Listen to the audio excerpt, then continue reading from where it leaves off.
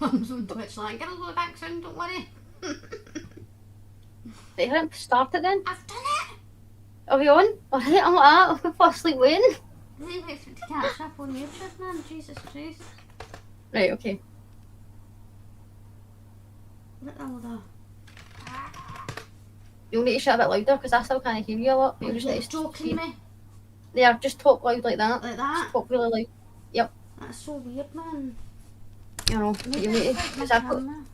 got my volume. I've There. just changed Up. it so that it was like, it's just no good. Try and see if anybody can hear me. Right, we'll see the people. Let the people tell me what's going on. Let the people just tell us what's happening. You know what I mean? Jesus. Right, well, let's start anyway. Let's have a gap. So I think one of the big things obviously that I was talking to you earlier about this, about the whole police corruption. I myself personally been pure binge watching Line of Duty. I was late to the party.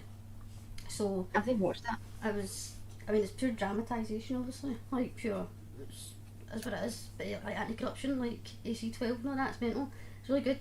But obviously we know for our Felix side of things about the massive corruption that was obviously key to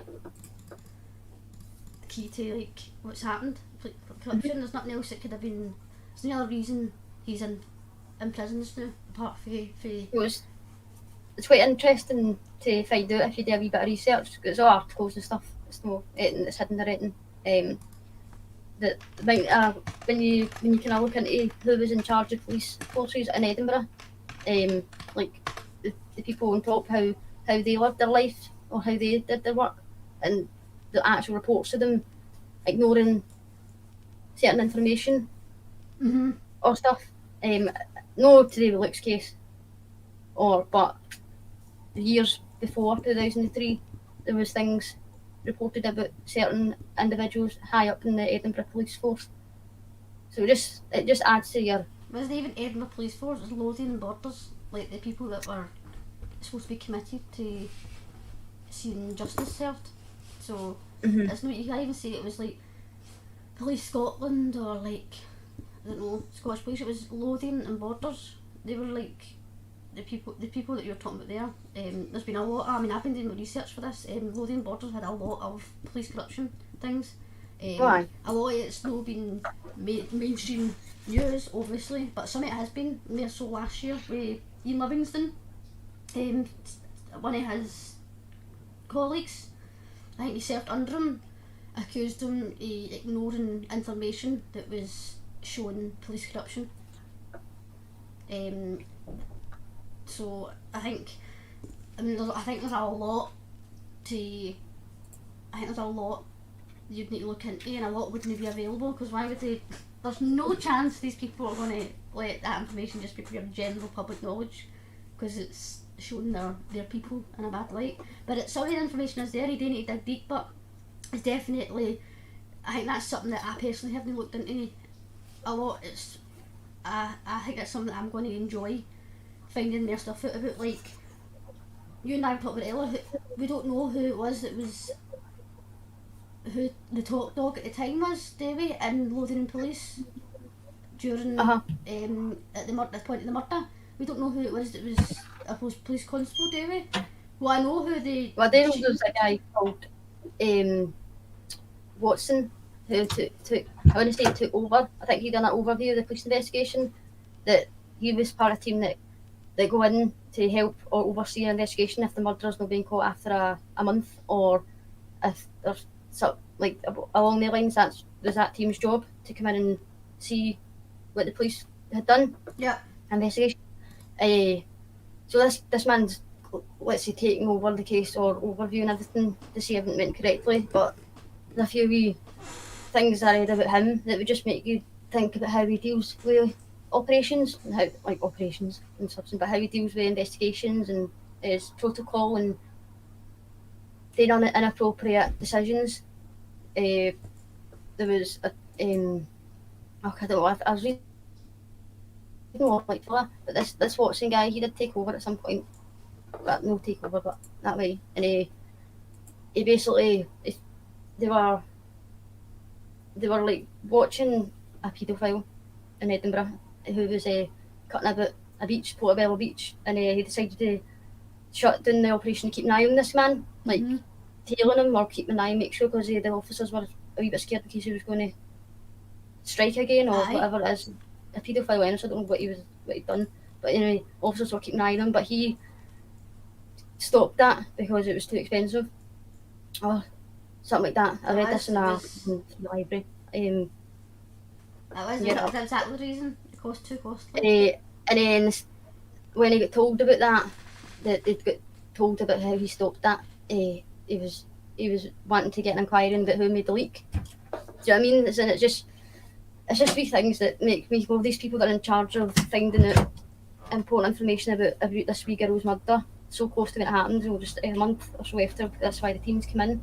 And if in previous cases he's acted not very professionally, then it makes you even back up the fact about corruption, as in that's there in front of you. These things. Yep, it goes to if you just look. It goes to the police that handle it, to the lawyers that are involved. I suppose corruption is also including the jury. Like we're saying, I think it was last week, we were talking about how whose mad decision was it to let the jury be for the general local area. Like that's a sign that's corrupting the case. That's corrupting the trial. Sorry. There's nothing was done right at all, and I think, where it starts is definitely with the Lothian Borders Police. I mean, I don't think, like I was saying earlier, it's quite difficult to find out who was where when, as in like police officers involved, people that are supposed to be dedicating their life to justice. It'd be good to know, when you were talking about that earlier, it would be good to know who it was. I don't know if we do know, I probably do know that information. I don't know if the information's in the book or on some podcasts or YouTube videos, interviews. Aye, it's not even as an I know who's done this, like raging with them. It's just getting names. It's actual just for everybody's safety, because if these people have made that, these people have absolutely done something unspeakable to a human being, a young child human being, like, and it was more than just one or two mistakes. It just makes you, for our safety as people, we need to know who these people are, because they could be working with their families or involved with families and stuff, and you wouldn't even know because nobody knows what they were involved in before. Yeah, I think that's the scary thing about it. These people are supposed to be, like you're saying, the people involved, they might not work there anywhere, but they could still be part of the police force. Like, police people move about a lot, they work for different departments, they work for different different departments and just different areas. You're thinking, like, where does it end? Where did these, you just don't know who made certain decisions, who decided that it was like they'd done that murder, for the very second that he said he was hanging about somewhere dodgy, and that he was doing acting weird and stuff like that. I think it all just comes into that, that there's one person's decision to name Luke as the only suspect pretty much, or to leave him separate from everything else, is a major sign that person's accountable for the rest of what happened. Because if a police officer in charge tells you something, to look into something, to be like, this boy's been weird, that's sure. It's like, when you're talking about this investigation, the corruption, there's even small things that would come under corruption, but would come under, like, just, I don't know, in general, like, what the fuck, sorry for my eyes, or what was going on, like, why were these decisions made. Like, when it comes to a child's murder and what was happened, your first priority is to cover any dangerous people in the area, right? Because that is, puts them as if, like, that's what usually happens. It's like, there's paedophiles in the area, rapists in the area, murderers in the area, that's what gets covered. But in this case, that there was supposed to be things like, DNA testing the local people, and like, sorry, that's my dog. That never happened. So people, like, when it comes to other people that could have done it, but are also, the saying is, how do you know? There's not been a murder or attack since since he's been put in. You were talking about that earlier, actually. And when it comes to people like Robert Greene, like he was local to the area in a way, obviously, and the attack that he got in 2005 was just about like 6 miles or something, I might be totally wrong, for the path, and it's if they'd done procedure like DNA testing the people in the area, of men in the area, of that sort, then would he have come up? Would his name would have popped up? And that's because, like I said, it goes back to police or investigators no following procedures which should have been done in times like that, as in there's a child being murdered. Yeah, a child, need to remember that. I think that's a very important part of the whole thing. Child being murdered. And you're saying there's no been this another one since kind of thing like that. That's, I just think that there's people who weren't taking it seriously at all. As seriously as we were taking it seriously, but they were just needing a name to go along with, because it was so shocking. Can you imagine if it was done? See if it was done correct. Or there's two ways it could have went. Luke wasn't even part of it, and like, aye, this wee boy's got nothing to do with it. He's just our boyfriend. There's somebody else out there that's done it. So it would have been left that they didn't find the person, right? Because it was looking at nobody, to be honest with you. Or they found the real culprit if they'd done the job properly. Right down to like the body being left for so long uncovered. People saying they couldn't get into the crime scene, stuff like that, and leaving. Like, there was, 3 different ways you could get there? And it comes into, in a light way, you could say that the police force in Dalkeith weren't prepared. Obviously they didn't know, they weren't prepared for something like this, because I mean, in general it is, but small places like Dalkeith don't get that every single day or every week like you would get in a Glasgow scheme area, whereas like stabbings and attacks and rapes and murders are daily, affecting a daily occurrence. You know, it's something shocking to hear in some areas if somebody's been stabbed to death, but obviously in Dalkeith it obviously happened at times, but it wasn't not to that extent. So all these people, including people above in that post, they would have had any really sort of, not say practice, but any sort of background in dealing with something so serious. So they're using their previous experiences, which has got nothing to do with obviously the murder of Jodi Jones, or what they think they'll know because of things I've read and seen. That's when it comes down to them, I think, being, you could say being lazy, but on the other hand you could just been so naive about it, as in like what is the proper procedure, and instead of, you know, maybe finding out what to do or trying your best to see sense, they didn't, they just flung it up in the air, like let's just get what easiest, what's obvious, that type of thing. No, I know, definitely. I mean, the one thing that I'm getting for it is like, because if you say they could have been underprepared, right, and don't know how to deal with something like this, that's not acceptable. But I mean, the things happen every day to people, and they need to prepare fast. Like, it's just life. Probably part of the reason they effed up so bad and caused Luke to be found guilty and murder didn't commit was because he, like you said, the panic stations. Like, what do we do? The people are going to actually be panicking that there's a psycho murderer out there. We need to get somebody. And it was very easy for them to do it because of Luke's age. Because we've seen that quite clearly, how they were prepared to treat him from the very start, as in putting him separately straight away. Yep. A child, 15-year-old boy. That's right, innit? 15. At the very start, he was the only person asked, "Can you show us where the body is?" That could be done to things such as, also, if you read into it, that you'll find out about there was like a miscommunication between officers on ground and officers on the phone. Yeah. Two different parts of information coming. So the police officers on the ground are assuming all this information about Luke, or about the body being found and stuff.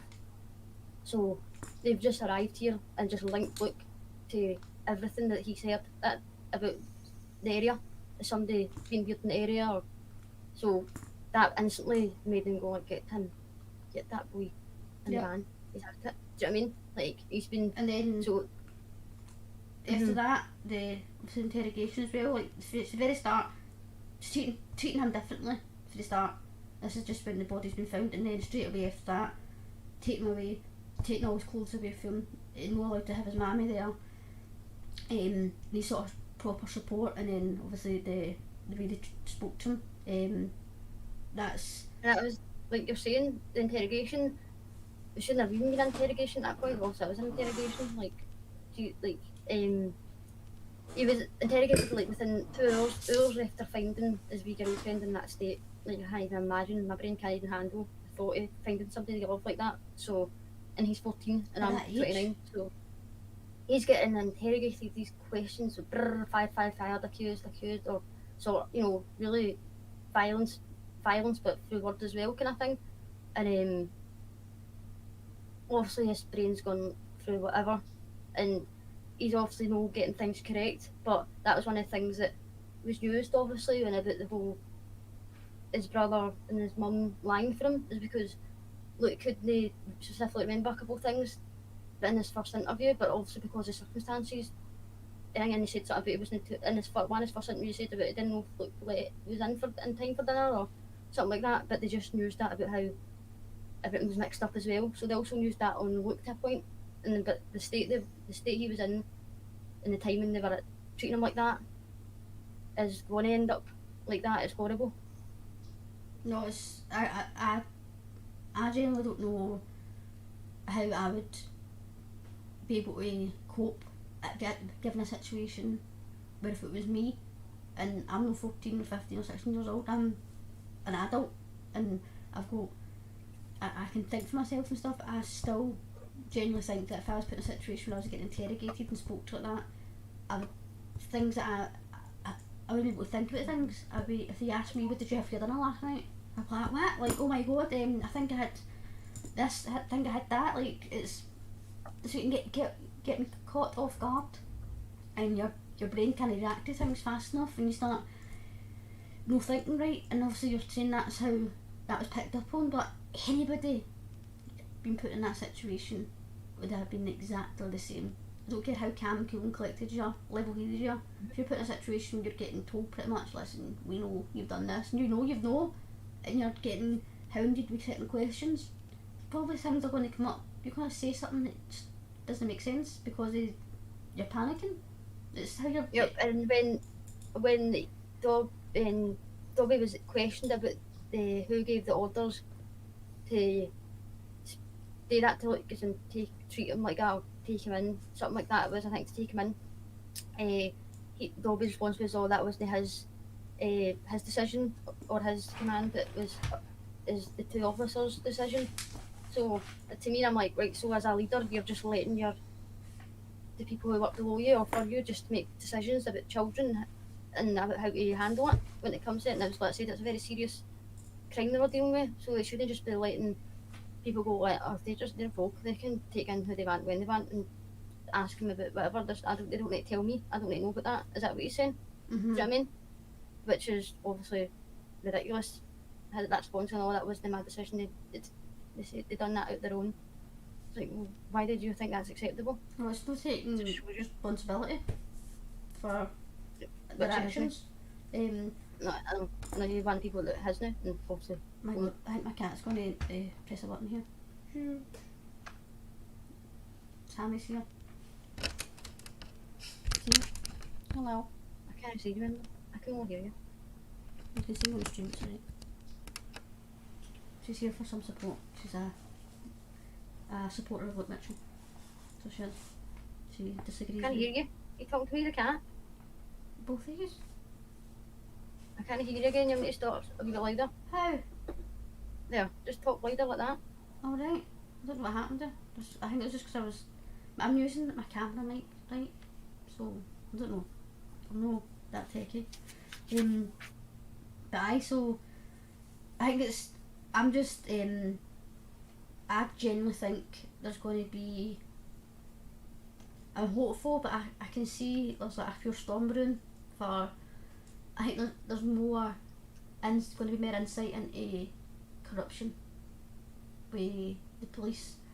I can just see it coming because I've started to notice wee things, and it is in the mainstream media, but it's not really just in the mainstream media. It's just people starting to doubt things more, and that's another thing I was thinking about. I think I was talking to you about it a couple of days ago.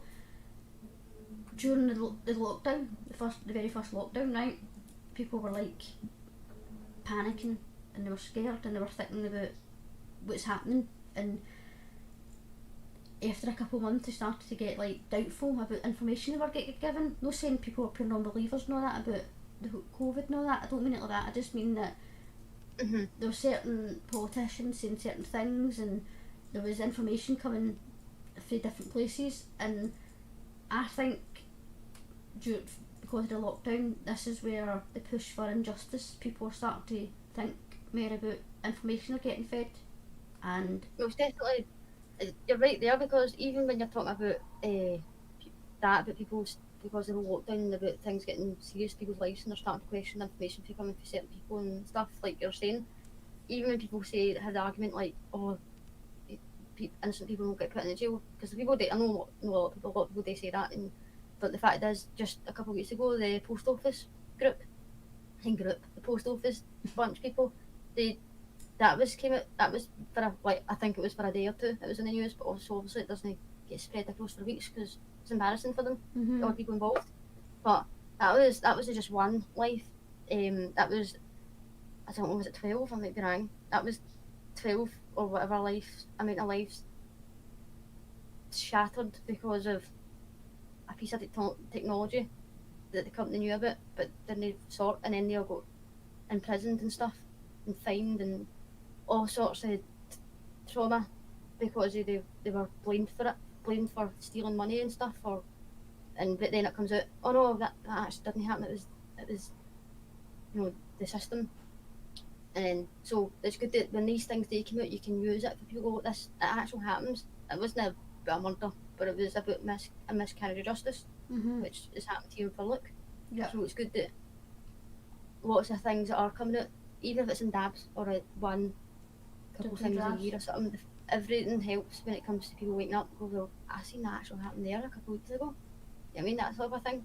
So you can speak about these things to enlighten people that it's a bit more common, I would say, than you would think. Well, definitely. I think there's more people that within the last 2 years who've got me. The thing is, I think it comes to, I suppose, your time and your how much time you have to think. Like, there's a lot of people in the last year or so who have they've found themselves a lot more extra time in their hands, unfortunately, because of maybe job loss or less hours at work and stuff, or just loads of different people have been affected with the last 2 years COVID differently, and a lot of more people are more time online, more time for TV, more time to generally, I won't say the word relax, because they need to really relax in early, even if you're thinking about it.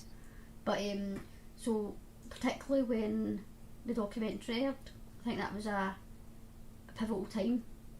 I mean, there should have been something out there long time ago for look, and wait, like I didn't actually fully get involved in the fight for justice for Luke and Jodi until I'd seen that documentary, and I genuinely wish that I'd had the thoughts that I had well before that, but you can, and obviously hindsight is a great thing, but I think it was a really important time that was shown, because there was a lot more people who were watching it or had time to watch it. No, I know, that was, you're right, it was March, so it was still full on, everybody's not really doing much, even the Wayne's Rap were still asking us in, so it just I've never had a routine, I suppose, anymore, to some extent. I had to just watch the telly up late and that sort of thing. Yeah, and I think that goes hand in hand with also people's expectations of the people in their lives that are supposed to be telling the truth and saying the right things, like politicians. And I mean, there's been a lot of people who have lost their faith in police as well, because of how they're treating people who during like protests and stuff like that. So a lot of people are starting to think like, nah, like I don't think these people are doing what they should be doing. So that's important, I think. For you need to have that back of your mind, that just because you're a politician or you're a lawyer or you're working the police does not mean that you're going to be doing your job correctly. Exactly. Does not mean you're going to be telling the truth. And I think that's what people have blind faith in authority, and I mean it's fine to have faith, I suppose, in authority, because in an ideal world we're hoping they look after us and we have faith in people doing the right thing. But like you're saying about what was it you said there? That last thing you said was about basically people doing what they're supposed to be doing. Aye, exactly, like having faith that they're going to be telling you the truth and trying to do the right thing by you. A lot of time, I'm not saying that people, everybody who works in these positions are corrupt liars, right? But getting to the point where I myself personally don't have any faith in the system, because of what I see, I know happened to Luke, and what I know has happened to countless, hundreds, if not thousands, millions of people in the world, regardless of what country you live in, where you're in the world. The amount of injustice that can happen behind the scenes is disgusting. And you only have, No, it is. and I think being so young, I think that's the harshest form. It's the most unforgiving form, because he was so young. I'm not saying if it happens to an adult that it's any less unforgivable, but and my opinion is that Wayne was put through something that his brain wasn't able to deal with. Yep. I mean, I didn't help that. I don't think it helped, obviously. I don't think it helped him, because he wasn't daft. We spoke about this before. He wasn't a shy wee person that let people walk over him, I suppose. He thought for himself and he had a voice, and yep. These people think, like people in certain positions think that because they're bigger and they're more important, or think they're more important, they can bully and manipulate and just try and make things go the way they want to. And look, obviously wasn't some, maybe didn't respect, if he didn't respect you, then you didn't get his good side, I suppose. He wanted to make sure that he knew that, listen, you're not talking to somebody who was going to take this. And I think that's... No, that was like you're saying, because like you said, he wasn't shy and let's say like even a week or anything, or he was, as we can see, you can say that he stood his ground, because he has stood his ground, and even for the second that they were accusing him, even in the police station, and they're like, admit it, you done it, like, you call him bastard and all that, and he still stood his ground. Obviously, it's the hardest thing to read for me was that.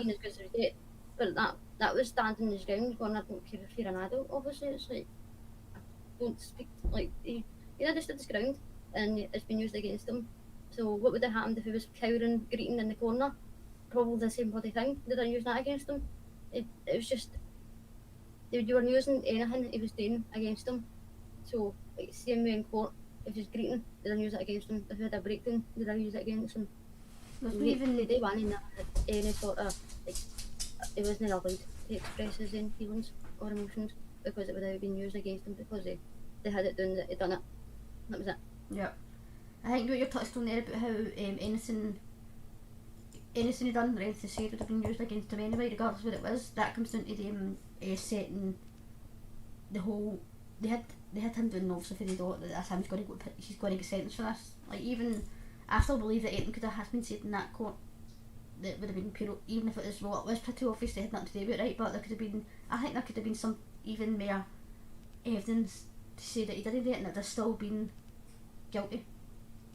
I'm a strong believer that the outcome... Well, it did happen when it comes to the witness failing to identify him. That's something for me that should affect it. Like, as a general rule in law, I don't know the laws, but I've looked a wee bit, and it's just like, she was a prosecution star witness, and she's not there to say Star that witness, he's Jesus. done for him to be convicted, but saying, oh, that was him, I seen him. She did the opposite. She said, no.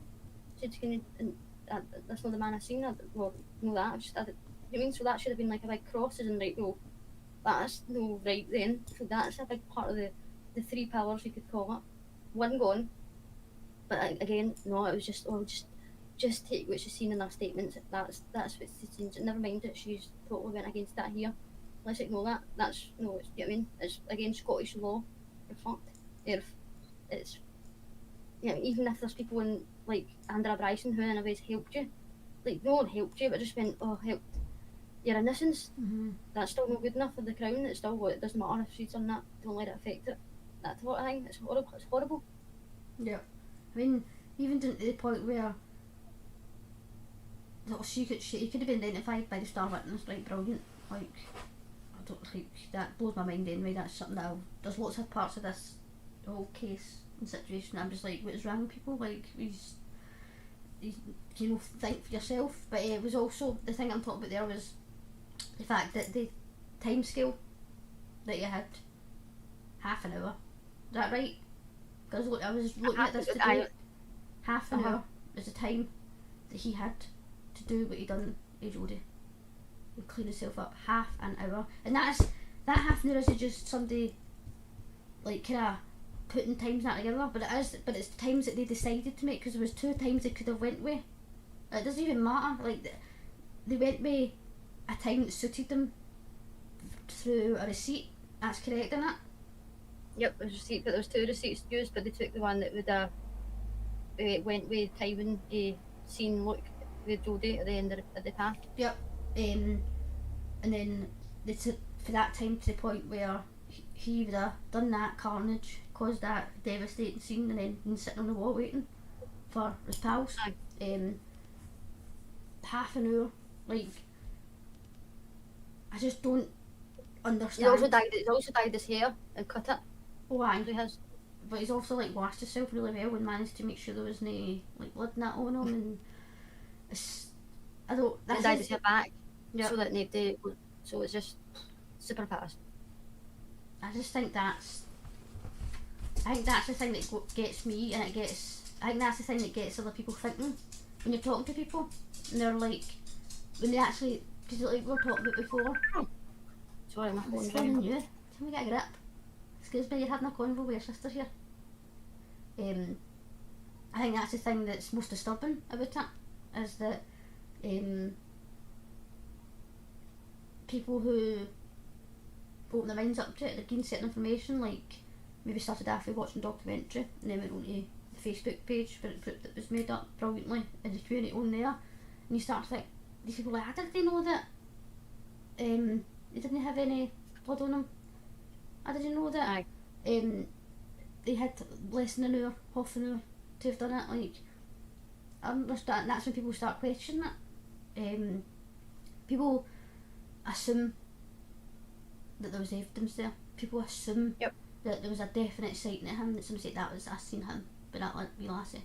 People assume. That's the thing that, the one thing that I had to, because there's lots of things that obviously you don't need to be a scientist or a criminologist or a forensic person to understand it, but when it comes to DNA, I looked that up because like, I want to understand to the point where I know what it is in, let's call it silly language. And when as soon as I say there was DNA found on her, and you're like, oh no, there was partial DNA, and they're like that, and then also like, what does that mean? But I remember getting asked that, and then I had no idea what it was. No. I knew that it wasn't look, it could be anybody or a certain amount of people in the area. Do you know what I mean? But at that time I didn't really know that, so that got me going like, I need to go and do my research and I've got DNA here, and then I did. So then people go, well, what does that mean? Does that mean that it could have been him? And you can explain it in proper terms, as in, well, it could have been. See, I find it difficult to understand what partial DNA is. Sorry, say that again? Can you please turn your phone off, please? We're having an important discussion here. I think it's, I don't know what I was saying there, I'm sorry. No, sorry, somebody was trying to phone me and that's why I couldn't hear you. I was talking about, Keep going. oh, you know me forgetting now what's going on here? But no. the partial DNA. Just Oh, I have to do my research. I don't know what that is. I genuinely tried to find it.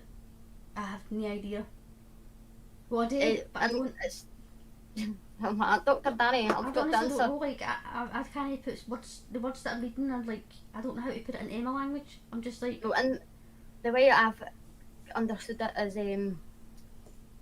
is basically what I said, and the partial DNA, it could be like no characteristic of somebody. That's the wrong word. I'm talking about like brown hair or you know, that type of thing about somebody. What it's called, right? I'm the profile or whatever.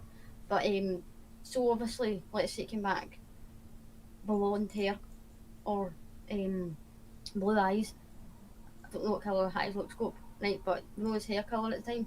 So if it came back that, the partial DNA shows that, then I was like, well, aye, that could tick for the, you know, it doesn't say it's not a full thingy, a full number. They look, like, let's talk about number. It's like a numbered, so it ticks 1, but there's another 12. Do you know what I mean? Yep. Or 10. I don't know, 10 or 12.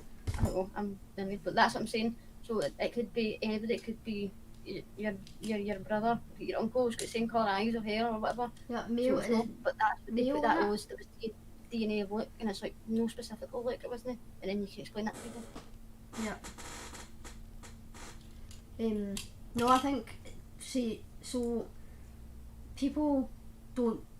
They're expecting people to be dumb to these things, and that's important to them.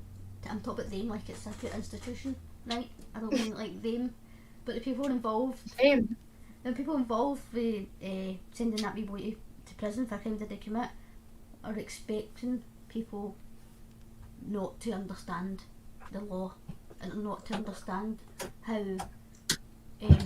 things can be changed about and manipulated, and they expect them to no understand when things don't, not to think for themselves. They expect people not to think for themselves. Yeah, I don't think they don't question things that mean can need to be questioned. If let's say convictions are made in their name as a public, then they have the right to question things if you have seen things that don't add up to what the public didn't know. It's as if you knew and have always ignored it and decided to start talking about it. That's not the case here. It's something that was, let's say, it was hidden for the public, and that's pretty. I mean, and weird to say that, but it was hidden, in an extent because it was detected that with the evidence that they had on other people, let's say other DNA people, Steve Kelly, or that was it was there at trial, but just wasn't looked into. Yep. You know, stuff like that wasn't investigated the way Luke was investigated. It was just a part of it. Oh, that's done, sorted that. Don't question that anymore. That type of thing. They only wanted you to see what they had in the newspapers, tabloids. They only wanted you to see that. Devil worshipper kills girlfriend. Just all the horrible things they called them and the horrible things they said about them, bringing up, like, you can, like, how that they were bringing things up about them, right, that could have been changed very subtly that would make it to be a bit weird, right? I mean, they already said he was a weirdo because he liked to wear certain clothes. Obviously, he was a bit out there because he obviously dressed and thought for himself. But they just went, everything they put in the paper was to be expecting you to think, was to lead you down a path of thinking this wee boy is capable of that, and no think for yourself. And I think I get the things that I've been seeing and hearing is a lot of people generally did have doubts, but there's certain things that people don't like to talk about, certain things that people don't like to speak up about, and that's a sad thing about it. It was like, you could say it was taboo to talk about that stuff, because I mean, I never feel comfortable talking about it. I don't mean I don't feel comfortable talking about Luke's innocence. I feel 100% comfortable talking about that, but I do, in a sense, feel comfortable when when you need to speak about Jodi and about maybe what was done to her, if you're having a conversation with somebody, is you don't want to be seen as you're talking about it, like, oh, and this happened to her, blah blah, because that was disgusting. But for people to find out the brutal truth, what happened to her was so brutal, you will find out the truth, because you find out actually how brutal it was and the facts surrounding that. and about how you know, the body not being treated properly, being moved, clothes being piled up together before forensics. You know, that side behind the question is like, well, how can I believe that a 14-year-old child done that if I can't even trust the police, the forensics and police to look after the dead body of the wee girl? Do you know what I mean? Mm-hmm. So if you're questioning the way police work and you're questioning the person they convicted on what, you know what I mean, that sort of thing, how can you say that he done that if you've seen the way they've treated the actual crime itself, that wee girl? Versus, you know, there's no trust in any of the things. No. I think it's really sad that there's people who, well, it's sad, like, to think there's people who are just, they're still silent. There's still people who have their doubts that are silent about it because it's, like you said, taboo, and it's, you're kind of crucified. But we've seen that in the last couple of months.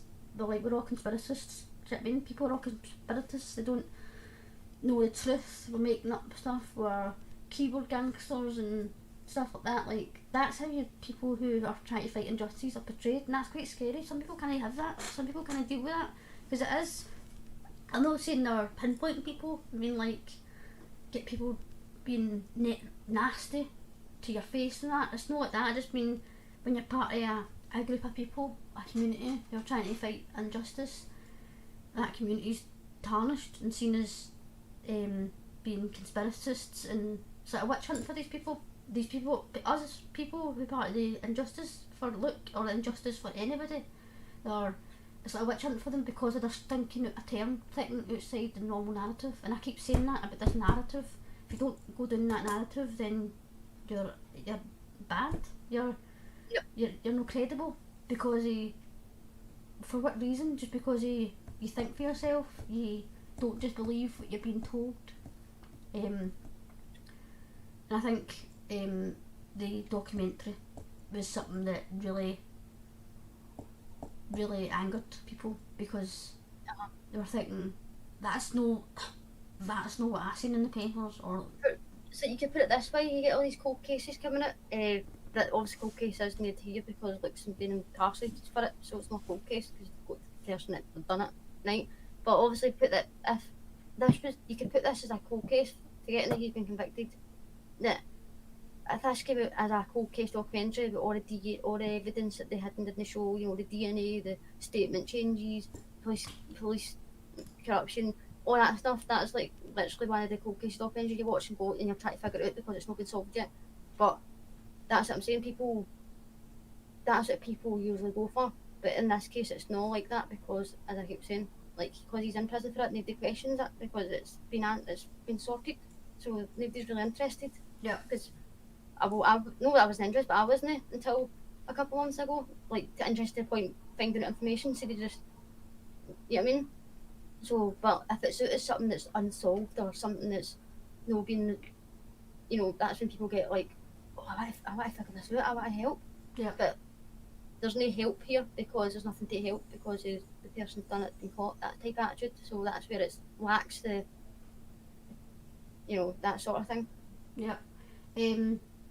Somebody on Twitch who said, I don't know if it is Demonista Ravenesque, I'm not too sure who that is, but hello, it's lovely to have you here, thanks. I said I had believed from the very beginning, from when it happened, that Luke was innocent, gut instinct, and as someone who was also treated differently by society and had low expectations set against me for dressing differently, I knew it was part of the reason Luke was targeted as the main suspect, because society doesn't allow individuality. What a great feeling to be at an age now where I can stand up and make a difference in the bullshit going on. That's amazing. Like, I think that's spot on. Honestly, society doesn't accept. I couldn't hear you there a wee bit. You're not to be louder. I heard what you said, but sorry, not it was just what was said there was society does not allow individuality. No, that's what it comes to, because it's speaking out against things that people see as true, and so that's what it comes to. When you speak about that, then you're just seen as this person that doesn't follow rules and doesn't agree with anything. But that's not the point. You can not agree with something in life, doesn't mean you disagree with everything when it comes to authority, or when it comes to, you know, that sort of thing. like, but as soon as you're seen as speaking out against some one thing, you're just one of the, that's what you're saying, you're not allowed to think outside the box, and that's the way Luke was seen, because obviously he wasn't listening to the most popular pop music, or, you know, wasn't maybe, let's say, wasn't a wee nerd or anything, or a typical, he wasn't like a typical teenager, because it wasn't, you could say it was a typical to be a wee skater mosher, really, because it was seen as alternative, when in reality we kind of know it's no alternative, it's actual fashion, but it's just seen as that. I think also including that was I suppose where he was, as in I don't mean like he was in a crappy area, I don't mean it like that, but in people have ideas of areas, and not just in Scotland, but we're talking about Scotland here and just in general, like basically this wee boy didn't come from a massively privileged and high up and well-to-do mega loaded family. Like, I don't mean that his family weren't respectable, because I'm far from it. Well, that was a problem for getting correct testing done, because they got legal aid, and Finlay was giving to them, obviously, and there was things that could have been done but didn't have the money. Like, Corinne's a multi-millionaire, she's a single mum, they're in business, but that's lucky if you're that's what I'm getting at. Yep. Treats, do you know what I mean? So it didn't help that, like, they weren't obviously like a rich family who could just throw thousands at things. So I just, please do everything, even though they wanted it. You know, that's what you need to be able to pay for it, because legal aid doesn't cover everything. They basically weren't kind of, there's no help there for them. There's no something that could help them along. Like, you see people who are getting accused of things, who, like this, clearly face it, throw money at things and have certain publicity things not allowed to happen. He had none of that. He wasn't allowed to defend himself, or like, they were allowed to call this wee 14-year-old boy like horrible names. Like, he wasn't allowed to defend himself, as in even personally. Just he wasn't given the opportunity to be like, don't put that out there, don't say that about him. Like, even when it comes to, a lot of people obviously badmouth him, and I don't really have a certain opinion about Finlay thing, because I don't know a lot, but what I do know, there's two ways to it. But the prosecution had how many months, it was 18, 19 months before he was actually arrested, right, or whatever. Sorry, not arrested, court. So they also took longer, so they, in my theory, is it obviously so he could be tried as an adult, right? They took like double the time, double the 110 days it should have, and maybe bring it to be 16. But also, Finlay only had a certain amount of time to gather his defence for Luke, rather than the prosecution having numerous months to gather everything they can to, you know, to see it was Luke. But Finlay only had weeks, 6 weeks or something. So that's also a really negative when it comes to Luke. Even the person that's defending him in the court of law didn't have a lot of time to help him, because the prosecution had all this information for so long. Yep. This there was no, everything was going against Luke. There was no justice for day one, and it's horrible, because, like you're saying, there's a child involved, and it's shocking. It's just shocking. I think well, I know for a fact that since the documentary came out, like, that kind of, I would say for me, that came out in New. So it did, and it was, a lot of people were intrigued to watch it, I think, because they were like, I'm not like you know, see when you see a picture of Luke Mitchell, the picture that, the famous picture I suppose, of him looking like a wee tearaway boy, like that's the image of little a wee boy that killed his girlfriend. Like, so when that documentary came out, I was like, oh, like, what are they making a documentary about that for? Like, do you know what I mean? Like, I think people went into it thinking possibly it's just a documentary showing you why he done it, like a true crime drama. I mean, like, this is a replay of what's happened, so you can like refresh your memory on why he was sent to prison, why he was found guilty. Whereas when you're watching it, you're like, I mean, the thing that was said was that it's pure bias. I'm like, aye, well, good, because there's been bias since day one. Do you know what I mean? Yep, it was bad. It was all like done it for the second. They've never had any sort of other narration and like what happened, it wasn't him. It was him. It was a monster. Done it. Blah blah blah. Here's why. Leave it at that. And that was what the public got fed. And I was like, well, that's it then. That's it. It's clear it was him. I mean, I don't even know how that documentary came about. I don't know. I don't know. I don't know the ins and outs. I know it's with the years, but honestly, I don't know. I mean, I've not even really looked into that, and it's something I was thinking about just today. To be honest with you, was that I don't know, a bit random, but it was like it's not something that I thought would have been, I would say, allowed really, because it was on like it was on mainstream telly. It wasn't on some weird channel or on a film made for YouTube or something. It was on Channel 5, like, and I was quite shocked at that, because I'm a strong believer that you only get one side of stuff like mainstream telly, like kind of biased stuff. So I think it was quite, obviously it's good that happened, but it was quite shocking, because it was very clearly, I mean, didn't they outright say Larry looks innocent, didn't it? It's all been lies. It was more of a decide for yourself if this is all fair, or if this should have been taken account for or whatever. Yeah. And I think that's good though, because I mean, we were saying earlier before that it would be good to have marry that type of information in that format, because people love it. People like this new crime documentaries coming on telly, buzzing at my nut. Like, I'm the same, I'll admit it. Yeah, I seek out stuff like that. So but I'm going to watch one tonight when we're done. Well, exactly. Like, so people are pure infatuated about it. They love it. So the fact that I think it gets people really passionately like involved in this, because it's well, not people, but people in Scotland, let's say, because it's something that you can help.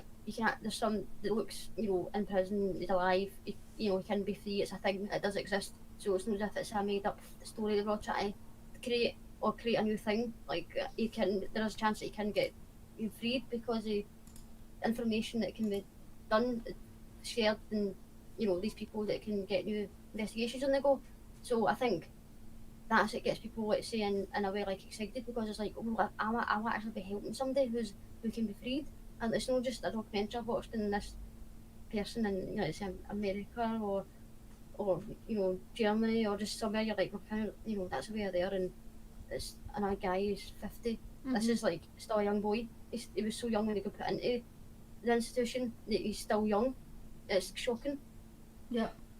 So it's like a story. It's like a true life story. So, and you can actually help the ending. You can be part of the ending. Yeah. So it's just pretty good. I think there's a need for more though. I mean, for the communities that are involved for the injustice, Luke Mitchell and Jodi Jones are doing like a phenomenal job. Everybody's got it in their heart. Like, everybody's got the passion. Like, they're doing things. They're trying to do things that will get them out of prison. And basically, like, the main aim for me would be for him to be, what's the word? Like, exonerated. Like, he didn't do it. Done. Like, his name cleared, as he put it. I want my name cleared. Yep. And I think more people, there needs to be more people involved in it. There needs to be. It's so important. It's getting bigger each day. There's lots of groups, lots of platforms. Restrictions easing and stuff. Like, people can get together. Peaceful protests in small numbers. Even a couple of pals walking out with some posters and that. It's all fast now. It's all get faster, because it's not just, online is amazing, and it can do absolute wonders, which it has. Up to this point, it's been basically online due to everything that was going on the last 2 years. Yeah. So the fact is, it's going to get faster, because as soon as people can hit the streets and start talking to people and helping people find the truth, it gets bigger. No, definitely. I still think that there needs to be more for general public that don't necessarily have social media, or don't use it to their advantage, like thousands of people are doing in this case. It needs to be, that was just a snippet of what could have been out there. But I know that it's a scary thing for people who, to make a programme or make some sort of documentary that isn't gone with the narrative. Well, you could think it in a positive way, that it could be a point where the whole Scotland's behind look, and that would show something. You know, not just Glasgow and a wee bit of people here in Fife and Kilgee Pony Skilbride. There's like, it could get to, well, I hope it would be amazing if it could put the whole of Scotland's behind look. You know, look and Jodi Justice. I think it's got the capability. I think it's got the ability to grow to that extent. Because Scottish people, I believe Scottish people are good people. I don't mean every single person is like amazing and superb. There's idiots everywhere. There's bad people. I get that, but in general, these Scottish people have always been, to do politics and stuff, been downtrodden. Do you know what I mean? People know what it's like to be thought badly and treated differently because of maybe where you live, or like if your mum and dad work or not, or just all that stuff. So I think it takes you to have, I'm not saying it just takes that, but it helps. I find a lot of people who have been through some sort of injustice themselves, whether it be not being able to do something because of where they're from or who their parents are, money wise, how much money you've got, and that gives you the passion to fight against the normality, to fight against not society not letting you do something because you're different. I think that's why there needs to be, like I keep saying it, more mainstream stuff. I mean, I don't know if it will happen, but listen, anything is possible because we've seen how much this has blown up in the last couple of months. It's went mental. There's people who've come out the woodworks who have been like, I've always thought this guy was innocent. You're like, brilliant. Like, we need people to be doing that. Like, even, I think it's the guilt. I feel really guilty. I think Andy does feel guilty, who at one point thought he's a murderer. It's horrible. Like, I can't believe that I went so long literally having the negative thoughts about that boy. Do you know what I mean? I remember reading about his appeals and stuff, and look at the date, and one of his appeals was like the day after or the day before, 16th April or something, and I'm just like, oh god, that was my whatever birthday, and I'm like, this guy's hoping to, praying to God that this appeal goes through, and I'm a couple of times away partying or whatever, I don't know, I just had daily thoughts and like, I don't know. That's quite, I like that. Yeah, I use that for myself, but I do like that kind of that saying that like we didn't know or I didn't know, because what you don't know you can't act on. So it's no guilt, it's just more annoyance because you're saying you didn't know. I wish we knew, because if you know, look, it's happening now. Yep. I think that's why we're trying to speed things up, doing everything you can, working at 110%, not even overdoing it, just putting everything you've got in. Like yourself, you're one of the people that obviously I know personally that won't shut up about it. I don't mean that sounds negative, but it's not in generally being like that. It's everything. If you have a conversation with somebody, you'll find a way to turn that room into look Mitchell and Injustice, look Mitchell and Jodi Jones, and I've seen it with you and I've seen it with other people in the community who use their power to talk to people, to do that. I've seen it in loads of different communities. They're like activism and stuff like that, where people are good.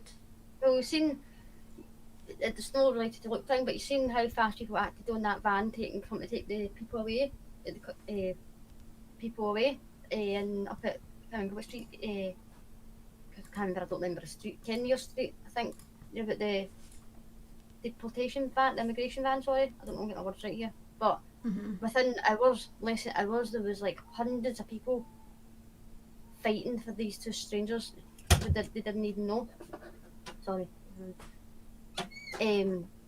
Which that's actually, I was watching some of that stuff. Sorry, that was quite powerful. Yeah. Because I've seen the pictures, and the guy Dexy that's lay underneath the bus for 4 hours. Well, people were sorting the situation out, and then I seen the picture of him come out, and he's just this young guy, and he's ran out the house to fight for somebody that is, you know, probably sore, lying there and holding onto the bloody bus. You know what I mean, for 4 hours. Yeah. And then you see the pictures of hundreds of different types of people, different sorts of people, all over the place. You know, just looking at the students, professional people. You know, lots of different sorts of people, children, teenagers, families. They were just standing there in unity because they did not accept what was going on with these two people who they didn't even know. And that just made me think of this as in enough concern and enough outrage and disgust. You know, it can get busy. It can get really, really powerful. Yeah, I think that's something that I personally think needs to happen. Like, I'm all for doing things correctly and being, I don't know, politically correct, I suppose, and no getting yourself into trouble. But sometimes it's just, when do you realise that it's not enough? I mean, I would never like go out my way to make somebody feel uncomfortable, but No. I think in this case there's a lot of people just now sitting comfortably when they should not be sitting comfortably, and there needs to be a bit, I'm saying the word anger, but again, I don't condone violence, I condone fighting or bullying or negativity, but there's certain things in life you think you get nowhere by being silent. Rosemary just said there, we shall not be silenced. Like, exactly, like, no chance. There needs to be a point where you think, enough's enough. We're going to get people involved. Would you want people being silent for you if you No. were going through something? Not necessarily in prison for murder, but in general, if something bad's happening to you that isn't right, would you want someone speaking up for you, or people just turning an eye and going up and forward with that? No, I want people in the streets causing chaos. Like, I'm like, please sort this, help me, like, cause it. I don't think Cause it. Like, I mean, I've never been part of anything that's caused grievance to other people or anything like that, but I know that certain things have certain effects, and this isn't even just about the wee boy that was sent to prison 18 years ago at like 15 years old, right? This is about just in general people's ability to silence other people and expect them just to lay down and accept the facts, or the facts that they're getting, and don't expect them to rise up and be like, oh, hold the bus here, this isn't right, we need to fix this. And that's, I think it can be quite scary when enough people do that, when enough people rise up to a situation and take names and kick butt and show that we're not going to, as somebody said there, the oppressed, Hearts of Warriors, we are oppressed. Like, people don't like that. Sharon. I know, I've seen it, I was like, who's that? I couldn't see her.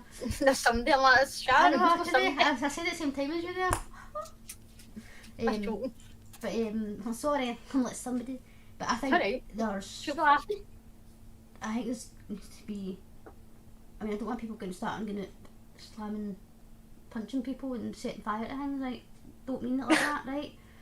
But I don't know, like, there's other ways attention to it, like, there needs to be people going, oh, like, this isn't good enough anymore, but no getting yourself into trouble, don't be setting yourself in jail, do you know what I mean? Jeez, well, this is the start of it, because look at me and you and stuff, and a lot of people, like, I've never done a YouTube video talking to somebody about a cause. I mean, I've been involved in lots of causes, so have you, like, a lot, but I've never took to, you know, I'm going to start putting my face out there and start talking to people about this.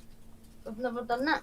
So the fact is that we're doing that, even though we were involved in causes, how many other people will be the same as us and just go, I need to use something, like, I'm going to put my computer on, make a video, I'm going to make a video with pictures, and then there's somebody out there who, let's say, got hundreds of money, you know, they're loaded, they don't got any stresses in life, and they'll pick up on this and they're like, I need to do something, and they've got money to back things, not necessarily legal things, just things to get the truth out without doing anything illegal, or without being violent, like you're saying, or without being aggressive. Like, you know, the people will take notice.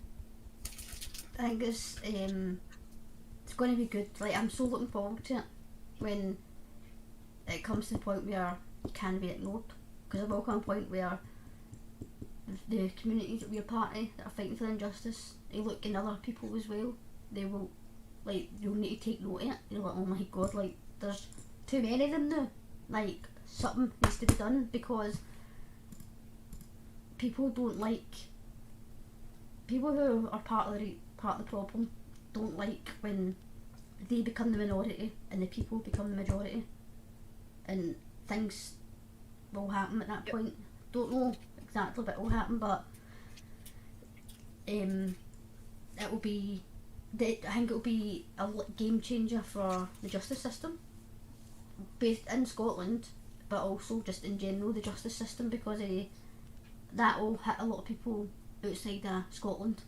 If this Well, put it this way, if they did the independent independent investigation review, and it comes out, you know, positive and looks free, and they find the problems and they find out all the shite that happened, how many other cases prior to Jodi's death and looks being wrong accused in prison, how many other cases would the answers they find in this case help the other cases of people that maybe, you know, been missing or murdered or whatever, or other things, you know, like, it's not even just helping Luke and Jodi find justice.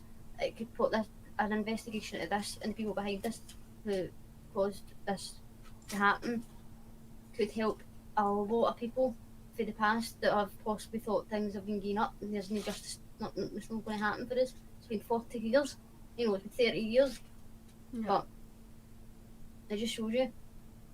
I think it will be definitely obviously a game changer for the justice system and for the people as well, to have more confidence in the ability to actually fight for justice and actually get results, because that's the thing that we're so hopeful for, is just results. I mean, we don't do this, like, I'm not sitting, I don't really put my face to anything that I don't genuinely believe in. Done loads of things where I'm passionate about, but it's easier to sit back and watch other people do things and respect the people that do it 100%. Like, I've been silent for loads of things in my life, and I've been like, oh, don't know if I can talk about that, but see, it takes people to do things, whether it be YouTube shows, documentaries, podcasts, posters, a Facebook status, a Twitter status, like, generally putting things out there. That's the kind of thing that's going to grab attention and change everything, and people are going to realise, hold on, I can actually make a difference here if I just talk about it and talk openly about it. And, like, you and I would do this anyway in the house, just chatting away with a cup of tea or a glass of wine, but I personally am so passionate about it that I think that it's important that if you can just put your face out there, just do it. I don't mean it's bad if you don't, of course I don't, like, it can be scary, like we talked about earlier about the controversy that people are getting, and that's just, that's even just on, like, Facebook and that, like, the absolute horrible things people say because they don't, their truth is their truth and any other truth is a lie. So it can be scary. But Rosemary said strength in numbers. As scary as it lies, but not in the same content, obviously. But look, in Jodi's case, the truth is scary, because when you find truth, you're mortified. You're like, why has this happened? You need to find it, and that's what happens. You just need to find it, and it's crazy because it's something that you couldn't even make it up, to honestly, because it's so serious. I know. Well, hopefully, I mean, I can see every day that there's, like, so many more people involved with it, and that's just online. And it's also, I can see more people seeing things, like the posters and stuff. There's more people just generally seeing, oh look, there's a poster here, look, Metro poster, or leaflets and stuff like that. So it won't be overnight, as in, like, it's not going to happen straight away, but it's going to happen soon. And it's going to be because of people, general people who have got general passion for making sure that somebody isn't any longer in prison for a crime that they did not commit, and getting their name cleared. And that's a big thing about that, name getting cleared, because just getting out of prison is no good enough as far as I'm concerned. I mean, it's brilliant, amazing, fantastic, but Luke Mitchell, his name's associated with the murder of Jodi Jones. Yep. That name needs to be cleared of that. It needs to be cleared. For Needs to be. And that's what I'm saying. I think I'm going to need to go on a minute anyway, so I think that's a good way to end it. We need to clear his name. If the name will be cleared, that's why I always Keep like talking writing till like he's his voting. name is Luke Mitchell and he's innocent. keep talking till the bottom.